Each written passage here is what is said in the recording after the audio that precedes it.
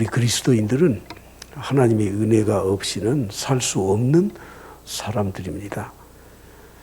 그래서 교회에 오면 그 교회에 은혜가 넘쳐야 돼요. 교회에 오면 은혜가 넘쳐야 돼요. 할렐루야. 안디옥 교회에 초청을 받아서 갔던 바나바 목사님이 안디옥 교회를 가보니까 없는 게 너무 많아요. 환난 중에 세워진 교회라 건물도 없어요. 성도들은 모이는데 무슨 조직도 없어요. 아무것도 없어요. 그런데 그 바나바 목사님이 딱 한 가지를 보았습니다. 그것이 뭔 줄 아세요? 안디옥 교회에 은혜가 있는 것을 보았습니다. 사람을 만나면 저분이 목사님이래 그러면 그 목사님에게서 은혜가 충만해야 돼요. 장로님을 만나면 집사님들을 만나면 저분은 신앙생활을 한다 하는 말을 듣고 만나면 은혜가 있어야 돼요. 은혜가. 우리 그리스도인들은 교회생활, 신앙생활, 사회생활, 가정생활 살아가면서 딱 한 가지만 있으면 돼요. 뭐가 있으면 돼요? 하나님의 은혜가 있으면 돼. 여러분 좀 힘들면 가정에 경제적으로 부족한 경우도 있고 또 아버지가 몸이 좀 아파서 들어눕게 되면 가정이 말이 아니에요. 말이 아니에요. 그럼에도 불구하고 은혜만 있으면 돼. 코로나19 별거 아니에요. 이런 상황에도 여러분의 가정에 여러분의 삶에 특히 우리 광주 첨단교회에 하나님의 은혜가 있길 간절히 축복합니다. 축복합니다. 그래서 우리가 교회에 오면 은혜 받고 가야 됩니다. 사람 만나면 은혜가 충만해야 됩니다. 어떤 분은 하나님의 이름을 여호와 하나님, 하나님의 본명이에요. 본명. 그렇죠? 여러 가지 다른 이름들이 있지만 하나님, 여호와 하나님. 그런데 서양에서는 그 이름 중간에 미들네임이라는 게 있어요. 혹시 여러분들이 출입국 신고서 쓰면서 영문으로 된 거 보면 미들네임 해서 쓰도록 되어 있는데 여러분의 미들네임은 뭐예요? 나는 임동헌이니까 동이 미들네임이 아니에요. 우리는 미들네임 안 써요. 근데 서양 문화는 그 사람의 어떤 특정한 부분들을 강조하기 위해서 미들네임을 만들어요. 성이 있고 부르는 이름이 있고 중간에다가 이름을 하나 더 끼워 넣어요. 그걸 미들네임이라고 해요. 어떤 사람은 이렇게 말했습니다. 하나님의 미들네임은 은혜다. 그래서 God, Grace, Jehovah 영어식으로 God, Grace, Jehovah 이것이 하나님의 이름 미들네임을 준다고 하면 은혜, Grace라고 하는 이 미들네임을 줄 수 있다. 그렇게 부를 수 있다고 말을 했습니다. 여러분 절대 잊지 마십시오. 우리의 삶에 무조건 있어야 될 것은 은혜예요. 은혜만 있으면 돼. 목사가 은혜가 떨어지면 목회가 안 돼요. 교회에 은혜가 떨어지면 부흥이 안 돼요. 여러분의 삶에 은혜가 떨어지면 삶이 행복하지가 않아요. 은혜가 무엇입니까? 하나님이 우리에게 주신 사랑으로 주시는 것, 그것이 모두가 다 은혜입니다. 지금 우리가 누리고 있는 모든 것은 하나님의 은혜로 주어진 것입니다. 우리의 정체성을 정확히 알아야 되는데 우리 인간은 타락한 이후에 정체성이 땅으로 떨어졌어요. 땅으로. 그래서 이사야서 41장에 보면 버러지 같은 너 야곱아. 여러분, 여러분들 향해서 너 벌레 같아. 너 지렁이 같아. 이러면 기분이 좋아요? 그러나 타락한 이후에 인간의 우리의 정체성, 우리의 모습은 버러지 같은 존재예요. 아무것도 할 수 없는 미물에 불과한 존재라는 겁니다. 에베소서 2장 1절 말씀에 보면 그는 허물과 죄로 죽었던 너희를, 그가 누구예요? 하나님. 하나님께서 허물과 죄로 죽었던 너희가 누구예요? 우리예요. 우리 인간이에요. 죽을 뻔한 게 아니에요. 앞으로 죽을 것이 아니에요. 이미 죽었던 과거 완료형으로 돼 있어요. 정확히 우리 자신을 알아야 돼요. 우리는 영적으로 죽어 있는 존재입니다. 하나님과의 관계가 단절되어 있는 그런 존재입니다. 그런 우리를, 버러지 같은 우리를, 지렁이 같은 우리를, 쓸모없는 우리를, 이미 영적으로 죽어 있는 소망이 없는 우리를 하나님이 은혜로 우리를 살려주셨습니다. 그래서 우리는 항상 하나님 앞에 설 때마다 우리의 삶의 고비고비 때마다 나는 무익한 종입니다. 나는 쓸모없습니다. 하나님 은혜 주시옵소서 할 수 있어야 합니다. 우리의 생명을 누가 주셨습니까? 하나님이 주셨습니다. 내가 태어날 때 빈손 들고 왔어요. 적신으로 왔어요. 알몸으로 왔어요. 지금 내가 소유하고 있는 게 하나님의 은혜예요. 지금 우리 대한민국이 1인당 GNP가 3만 불이 넘었잖아요. 그러나 여러분 조금 전만 가보십시오. 6.25 때 우리의 GNP 100불 정도, 125불, 100불이 겨우 됐어. 지금 돈으로 말하면 150만 원이 안 됐어요. 15만 원이 안 됐어요. 여러분, 오늘 우리가 이렇게 잘 살고 있는 것은 정말 하나님의 은혜로 이 나라가 이렇게 된 거예요. 한각의 기정 때문에 된 것이 아니에요.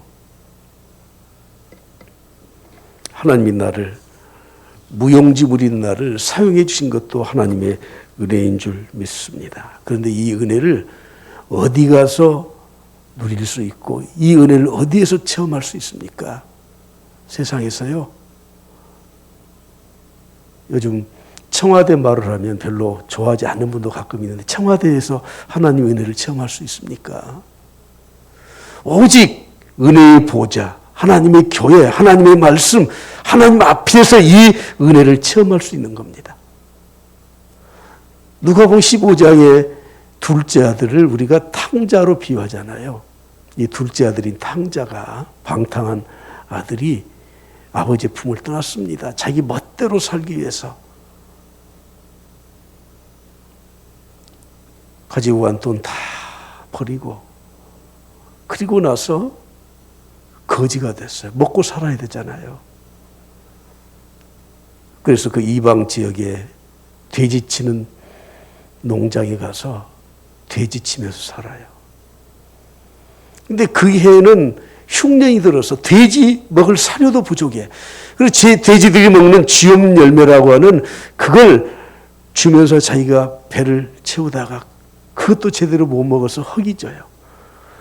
여러분, 하나님을 떠나서 사는 인간은 이렇게 인생이 바닥이 나는 겁니다. 여러분, 지금 우리가 물질 문명의 풍요로움 속에서 사니까 우리가 뭔가 이루고 사는 것 같지만 우리의 내적인 공허함, 영적인 이 바닥나는 삶은 하나님의 은혜 아니면 채울 수 없다는 거예요.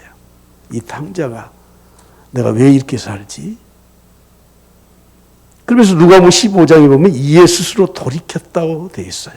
이에 스스로 돌이켰어요. 킹제임스 버전은 he came to himself, 혼잣말로 짓거렸어요. 자신에게 말을 한 거예요. 내가 왜 이렇게 살아야 돼? 자기 자신의 본연의 자기의 정체성을 깨달은 거예요. 내가 아버지 품에서 떠나서 이렇구나. 여러분, 요즘 우리들이 코로나 시작할 때부터 마칠 때까지 코로나로 시작해서 코로나로 끝나는데 여러분, 코로나가 중요한 게 아닙니다.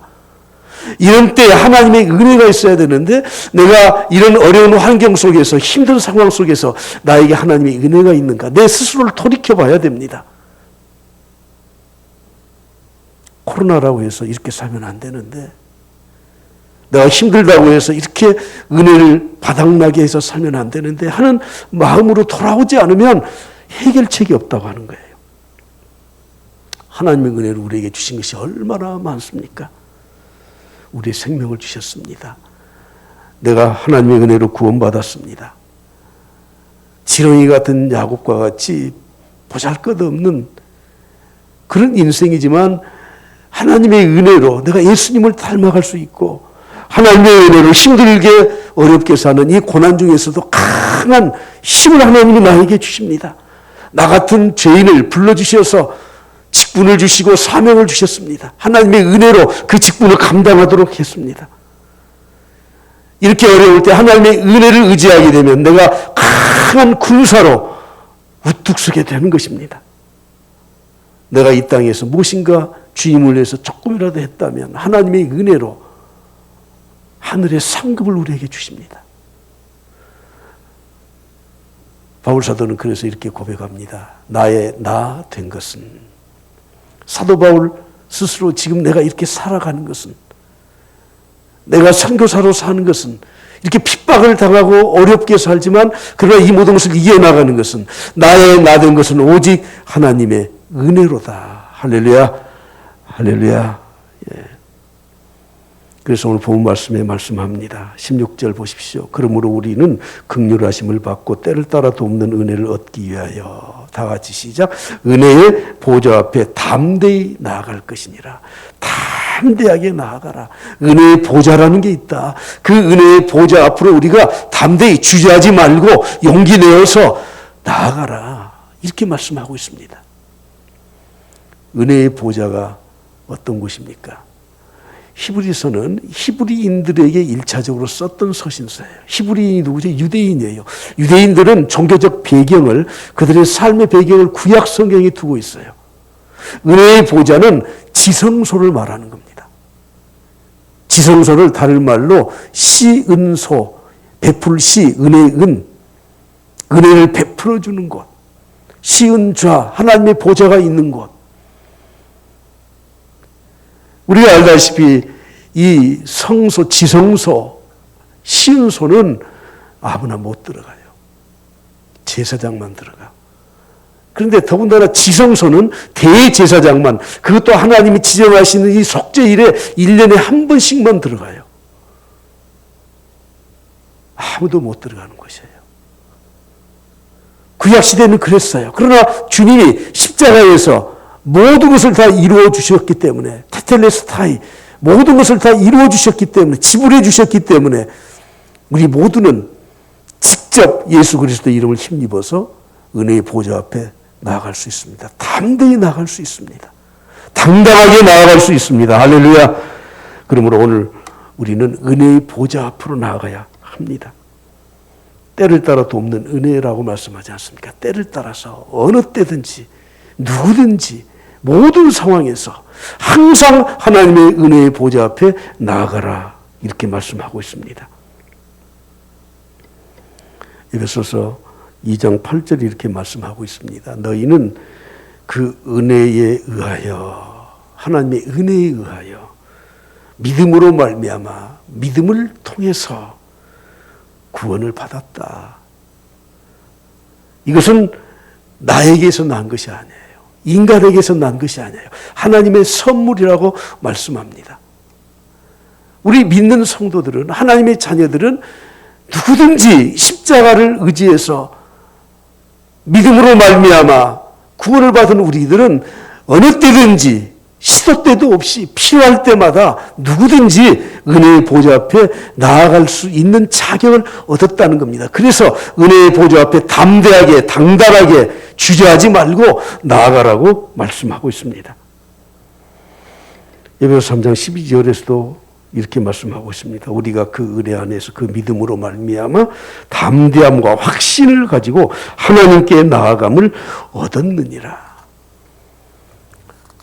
사랑하는 성도 여러분, 오늘 우리가 힘들면, 세상 사람들은 내가 힘들고 어려우면 나를 동정은 해요.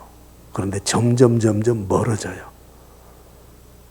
저 사람 실패했대, 돈 없대, 혹시 가까이 가려고 하지 않아요. 다 멀어져요. 그러나 하나님은 우리에게 더 가까이 오셔. 그럴 때 우리는 하나님의 품에 안겨야 돼요. 은혜의 보좌 앞에 담대히 나아가야 됩니다. 스데반을 보십시오.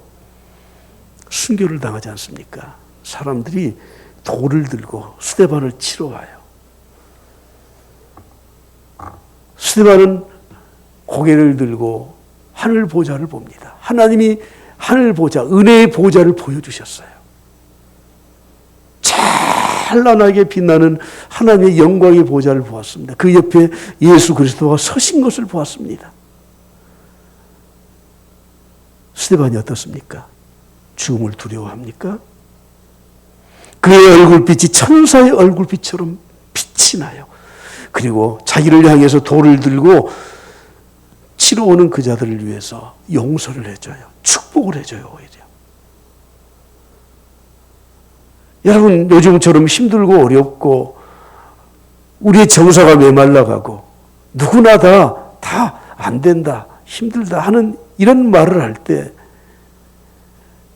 하나님의 은혜의 보좌 앞에 나가면 하나님께서 우리를 감싸주시고 영광을 보여주시고 우리와 함께 해주시고 할렐루야, 우리에게 놀라운 치유와 회복의 역사를 주시는 줄 믿습니다. 그런데 여러분, 요즘 이렇게 힘들고 어려울 때 정말 하나님의 은혜를 사모하십니까? 운동을 열심히 하면 산소가 공급이 돼야 되는데 내가 쓰고 있는 이 산소의 양보다 공급해주는 산소 양이 부족해요. 보통 호흡과는 안 돼요. 그래서 어떻게 해요? 자꾸 숨을 쉬어야 돼. 헐떡거려야 돼. 요즘처럼 힘들고 어려울 때 여러분 이럴 때 더욱더 은혜를 사모하면서 헉헉거려야 돼. 헉헉거려야 돼. 하나님 은혜의 보좌 앞에 나아갑니다. 시편 84편에서 말씀하지 않습니까? 만군의 여호와의 주의 장막이 어찌 그리 사랑스럽습니까? 이 성도는 여호와의 전에 갈 수 없는 환경이었어요. 내 영혼이 여호와의 궁정을 사모하여 쇠약해졌습니다. 내 마음과 육체가 살아계신 하나님께 부르짖습니다. 누구를 부러워한 줄 아세요? 제비도 집이 있고 참새도 새끼들 보금자리가 있는데 나는 하나님의 궁정에 나아가지 못합니다. 은혜의 자리에 시운소에 못 나갑니다. 참새와 제비를 부러워하고 있었다는 거예요. 여러분, 이런 때 우리 더욱더 은혜의 보좌 앞에 사모하는 마음으로 나아갈 수 있기를 간절히 축복합니다. 은혜의 보좌 앞에 나아가는 길이 있더라고요. 3가지 길이 있어요. 첫째는 예수 그리스도의 십자가의 은혜로 하나님께서 길을 확 열어주셨어. 이 말씀드린 것처럼 구약시대에는 제사장들만 성소에 들어가요. 그것도 대제사장만 지성소에 들어가요. 그러나 예수 그리스도의 십자가의 은혜로 모든 것을 다 완결해 주시고 성취해 주시고 오직 십자가의 은혜로 우리는 직접 다이렉트로 하나님 앞에 나아갈 수 있는 길을 하나님이 확 열어주셨어. 근데 어떻게 그 길로 들어갈 수 있습니까? 성령의 감동과 인도하심으로 가는 겁니다. 성령께서 우리를 인도해 주셔요. 성령으로 아니하고는 누구든지 예수를 주라 시인할 수 없다. 주라 할 수 없다. 성령께서 나에게 함께해 주시고 감동을 주셨기 때문에 우리는 예수 그리스도 십자가를 의지해서 하나님의 자녀가 되었고 은혜의 보좌 앞으로 나아갈 수 있습니다.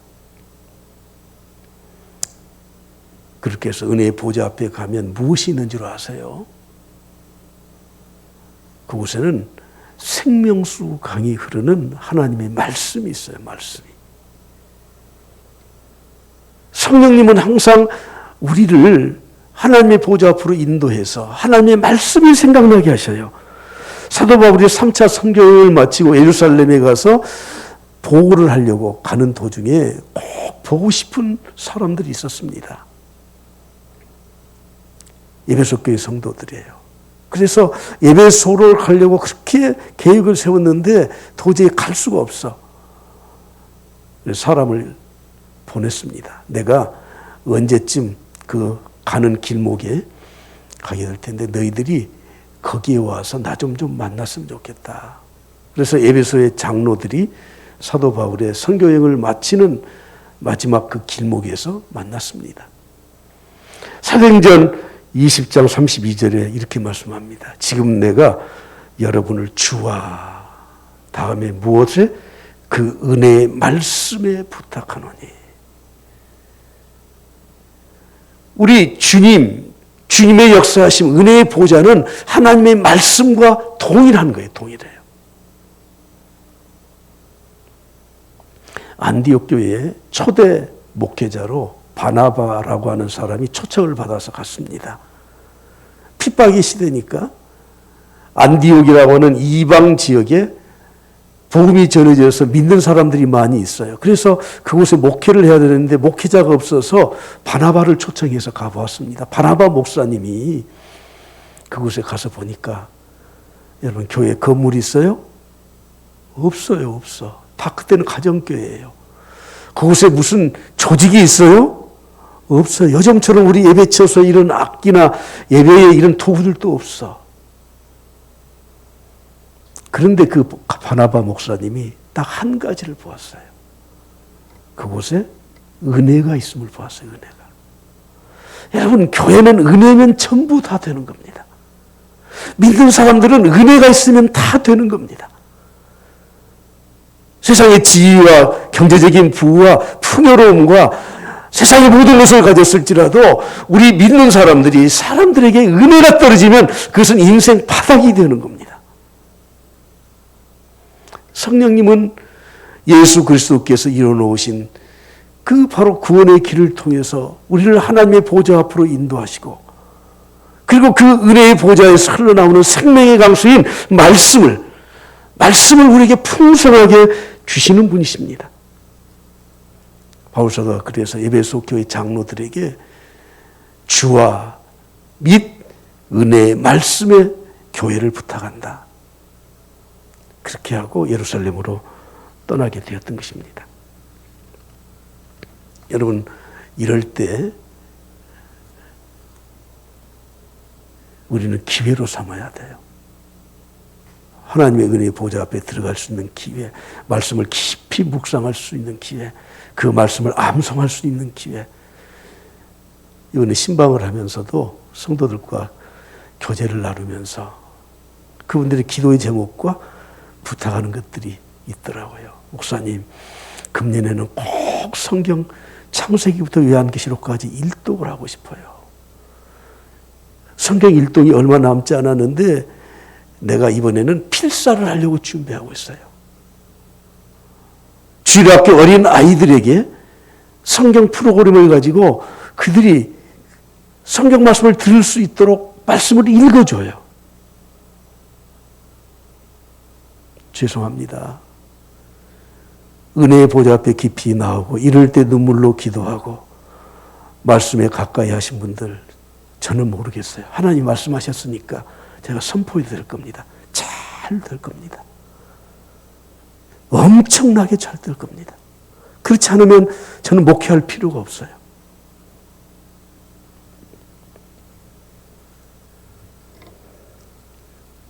우리들이 힘들고 어려울 때 내가 항상 기억할 수 있는 말씀이 있습니까? 내가 어떤 일을 성취하고 기쁜 일, 좋은 일이 있을 때도 생각나는 말씀이 있습니까? 말씀을 암송하는 게 그렇게 쉬운 것들은 아니에요. 왜냐하면 일상적인 영어로 되어 있는 게 아니고 좀 그 어체가 좀 다르지 않습니까? 저는 제 인생의 좌우명처럼 중학교 때부터 항상 마음에 담고 있는 성경 구절은 갈라디아서 6장 9절이에요. 우리가 선을 행하다가 낙심하지 말지니 포기하지 아니하면 때가 이름에 거두리라. 여러분들 가슴에 새겨진 하나님의 말씀이 무엇입니까? 힘들고 어려운 세상에 살아가면서 내가 붙들어야 될 말씀이 무엇입니까? 제가 처음으로 미국에 갔을 때 거기 계신 유학생들이 그러더라고요. 이곳에 너무 힘들어요. 그러면서 찬송하면서 울고 그리고 하나님의 말씀 이것을 나는 항상 담아놓고 삽니다. 이런 코로나 시대에 우리는 은혜의 보좌 앞에 갈 수 있길 바랍니다. 그리고 하나님의 말씀을 내 안에 생수의 강수의 공급의 원천으로 삼고 항상 마음에 담고 살아갈 수 있길 간절히 축복합니다. 그런데 이런 은혜를 체험한 사람들, 이것을 계속 누려야 되지 않습니까? 요즘 계속 화두에 오르는 말이 지속 가능성이 있는 거예요. 한 번은 해요. 왜 한 번은 하지 못해요? 이걸 지속 가능해야 돼. 지속시켜야 돼요. 그러기 위해서는 하나님의 은혜의 강수에 이 말씀을 체험하고 은혜의 보좌 앞에 간 이후에 우리가 해야 될 일이 한 가지 있어요. 두말할 필요가 없이 순종하는 겁니다. 그 말씀대로 사는 겁니다. 술 취하지 말라. 이는 방탕한 것이니 오직 성령으로 충만함을 받으라. 성령의 인도하심을 받아서 생명의 강수를 내가 소유했다면 충만하도록 해라. 이 충만함을 받으라는 말은 현재 진행형이에요. 날마다 충만하지 않으면 바닥이 난다고 하는 것입니다. 계속돼야 되는 겁니다. 성령님은 우리가 불순종할 때 성령의 충만함의 역사는 점점 쇠약해져 갑니다. 불순종했던 사울 왕에게 성령의 은사를 거두가셨습니다. 다윗은 하나님의 말씀이 주어졌을 때 이렇게 기도합니다. 회개하면서 나는 나를 주 앞에서 쫓아내지 마십시오. 주의 성령을 내게서 거두지 마소서라고 하나님 앞에 간구하고 있지 않습니까? 그러므로 우린 에베소서 4장 30절에 있는 말씀처럼 하나님의 성령을 근심하게 해서는 안 돼요.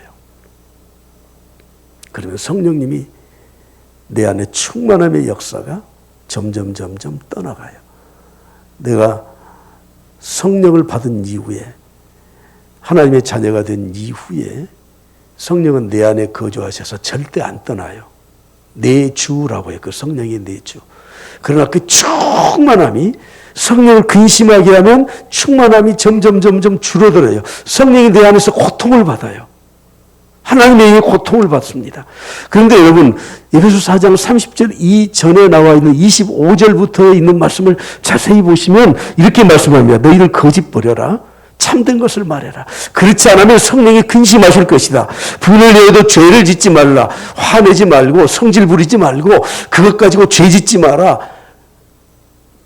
너희들이 분을 품고 살면 성령이 근심하게 된다. 도둑질하지 말라. 도둑질하게 되면 성령이 근심하게 된다. 가난한 자에게 구제할 수 있도록 자기 손으로 수고하여 선한 일을 좀 해라. 선한 일을 하지 않으면, 그런 기회를 놓치게 되면 성령께서 근심하시게 된다. 무릇 더러운 말은 너희 입 밖에도 내지 말라.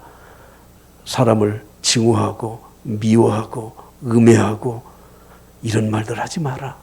불평하지 마라. 오직 덕을 세우는 말을 하여 듣는 자들에게 은혜를 끼치게 해라. 그래야 성령의 충만함이 계속 유지된다고 말씀합니다. 데살로니가전서 5장 19절 20절 말씀에 보면 성령을 소멸하지 말라. 예언을 멸시하지 말라. 이렇게 말씀을 하고 있습니다. 성령이 소멸돼. 성령의 감동이 소멸돼. 왜 그렇습니까? 우리가 잘 아는 그 이전의 말씀 보십시오. 항상 기뻐하라. 쉬지 말고 기도하라. 범사에 감사하라. 범사에 헤아려 좋은 것을 취하라. 악은 모양이라도 버리라. 우리는 은혜가 없이는 못 사는 사람들입니다. 예수 그리스도께서 십자가의 은혜로 우리에게 하나님의 보좌 앞에 갈 수 있는 길을 확 열어주셨습니다. 성령이 아니고서는 그리스도를 주라고 신할 자가 없습니다. 성령께서 우리를 그렇게 인도하셨습니다. 그리고 그 안에서 말씀을 통해서 풍성한 하나님의 은혜를 누리고 사는데 하나님 말씀에 순종하면서 살아야 됩니다. 소멸시키면 안 돼요. 근심시키면 안 돼요. 오늘 저는 마지막 한 가지 더 말씀드리려고 합니다. 오늘 본문 말씀에도 16절에 보면 그러므로 우리는 긍휼하심을 받고 라고 말씀합니다. 그러므로 우리는 여러분, 우리가 신앙생활하면서 항상 우리의 이 의식 속에 담아둬야 될 게 뭐냐면 우리라고 하는 공동체를 우리의 마음속에 담아두고 살아야 돼요. 신앙은 하나님과 1대1인 것 같지만, 그러나 내가 이 땅에서 은혜를 풍성하게 누리며 살아갈 수 있는 길은 우리라고 하는 공동체 형성이 되어야 되는 거예요. 주님이 기도를 가르쳐 주실 때 주님 주기도문을 보십시오. 하늘에 계신 우리 아버지여. 내 아버지예요? 우리 아버지예요? 우리 아버지, 우리 아버지. Our Father, My Father가 아니에요. 분명히 내 아버지이지만 우리가 신앙생활을 할 때, 이 공동체 안에서 살아갈 때는 우리의 아버지, 우리라고 하는 신앙의 이 성도들의 관계가 올바르게 설정되지 않으면 성령의 충만함을 유지할 수 없음을 우리에게 말씀을 하고 있습니다. 사도 바울은 교회의 특징에 대해서 말씀하면서 너희는 그리스도의 몸이다. 지체의 각 부분이다. 우리는 그리스도의 몸이고 각 지체의 부분이에요. 여러분, 언택트 시대, 비대면의 시대, 사회적 거리두기의 시대에 우리가 사람들을 못 만나서 고통스러운 것이 아니라 우리가 영적 교제를 못 나누고 영적으로 하나 되지 못하는 이런 환경이 우리를 너무 더 힘들게 하는 거 아십니까? 올 또 20명은 넘었어요. 그런데 1단계로 내려가면은 20%니까요. 우리 교회 이 좌석 수 따지면 한 5, 60명은 앉아도 전혀 문제가 없어요. 지금 한 30여 명 모인 것 같아요. 구태여 꼭 여기 나와야 됩니까? 우리가 공동체 같이 예배드리는 이 현장에서 서로 그래도 얼굴이라도 마주보는 이것이 우리에게는 함께 신앙생활하는 굉장히 중요한 힘이 되는 거예요. 힘이 되는 거예요. 우리 성도들은 절대 경쟁자가 아니에요. 서로 협력해야 될 사람이에요. 믿음의 연약에서 뒷걸음질 치는 사람들을 손을 끌고 가야 돼요. 서로 도움을 받아야 돼요. 목회자는 성도들의 도움을 받아야 돼요. 목회자는 성도들을 도와줘야 돼요. 서로를 격려하고 위로해주고 믿음의 동반자가 되어야 된다고 하는 것입니다. 내 옆에 이런 성도들을 둔 것은 내가 그 사람들을 도와주라고 내 옆에 그런 성도들을 둔 겁니다. 내 옆에 그런 성도들을 둔 것은 그 성도들로부터 도움을 받아라고 내 옆에 그런 성도들을 둔 거예요. 구역을 묶어서 구역장들을 중심으로 해서 믿음 생활을 서로 격려해라고 묶어준 거예요. 그러므로 우리는 피차 영적인 도움을 주는데 가장 영적인 도움을 크게 줄 수 있는 건 기도해 주는 겁니다. 이번에 제가 비대면 카카오톡 신방을 하면서 그냥 저도 모르게 그런 말이 나오더라고요. 집사님 가정에서 더 많이 기도할게요. 혹시 그런 메시지 받으셨어요? 그러면서 막 마음에 무거운 짐이 돼. 내가 그렇게 해놓고는 이 가정에서 더 기도하지 않으면 참 무책임한 사람인데. 은혜의 보좌 앞에 가서 성령의 충만함으로 하나님의 말씀을 통해서 우리가 지속적으로 이 은혜를 간직하기 위해서는 하나님의 말씀에 순종할 뿐만 아니라 서로 성도들의 관계가 회복이 되고 성도들이 서로 기도해 줄 수 있는 중보기도의 동역자들이 되어야 되는 것입니다. 미국의 믿음을 위해서 건너갔던 청교도들은 그들의 신앙의 수많은 교훈 가운데 하나, 너희들은 꼭 이것만은 가지고 있어라 하는 교훈을 남겼대요. 혹시 관심 없으면 뭐 안 들으셔도 되지만 너희들 꼭 이것만은 평생 지니고 살아라. 궁금하시죠? 그냥 브라인드 치고 넘어가 버릴까요? 보썸 프렌드라는 게 보썸, 가슴. 내 가슴으로 줄 수 있는 친구가 꼭 있어라. 믿음의 친구를 꼭 가져라.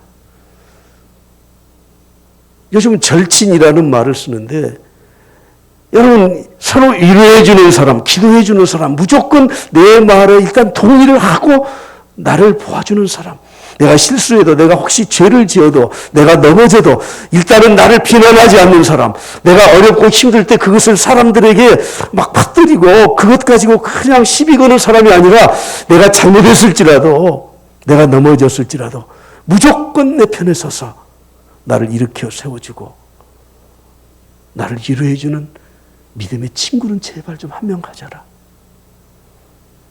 그렇지 않으면 우리가 이 험한 세파 가운데 일어설 수 없습니다. 요즘 서로 비대면, 그러니까 이번 주 칼럼에도 제가 썼지만 이제 안 보고도 살 수 있는 것처럼 착각해서는 안 돼요. 어떻게 믿음의 가족들이 영적으로 세워진 Our Father, 우리의 하나님 아버지를 섬기는 우리들이 안 보고 살 수 있습니까? 그냥 유튜브에서 잠깐 영상 보고요. 그냥 헌금만 할 수는 없으니까 계좌이체 좀 몇 푼 해주고요. 그게 신앙 아니에요. 더 나아가서 우리는 마음에 얽혀있는 원수 맺고 살면 절대 은혜를 지속 가능하게 할 수 없어요. 나를 반대하는 원수를 향해서도 주님이 말씀하는 것처럼 사랑할 수 있어야 됩니다. 어떤 핍박을 받았던 성도가 이렇게 기도를 했다고 합니다. 나를 저주하십시오.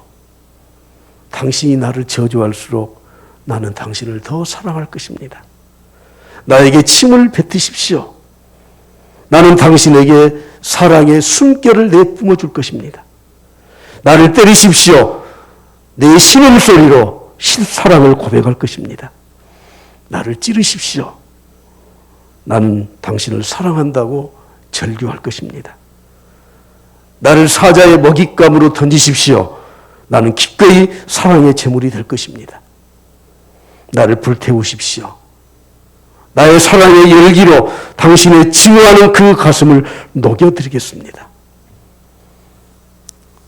사랑하는 성도 여러분, 오늘 저는 우리에게 꼭 있어야 될 것, 하나님의 은혜가 절대 필요한 시대에 살고 있음을 말씀드렸습니다. 그러기 위해서는 은혜의 보좌 앞으로 나아가야 됩니다. 주님이 그 길을 열어주셨습니다. 성령의 인도하심을 따라서, 감동을 따라서 우리는 그 은혜의 보좌 앞에 가서 누려야 될 것은 말씀의 생수의 능력을 간직해야 됩니다. 충만하게 유지하기 위해서는 어떻게 해야 됩니까? 순종해야 돼요. 그리고 같이 기도할 수 있는 동역자들이 있어야 돼요. 내 마음에 거리끼는 것들을 다 떨쳐버리고 마음에 원할 맺힌 것을 다 버려야 돼요. 그러면 하나님의 은혜의 강수가 내 가슴에 차고 넘칠 줄 믿습니다. 할렐루야, 할렐루야. 이런 은혜가 우리 교회에, 또 여러분의 가정에, 여러분의 삶에 평생 동안 차고 넘치길 간절히 축복합니다.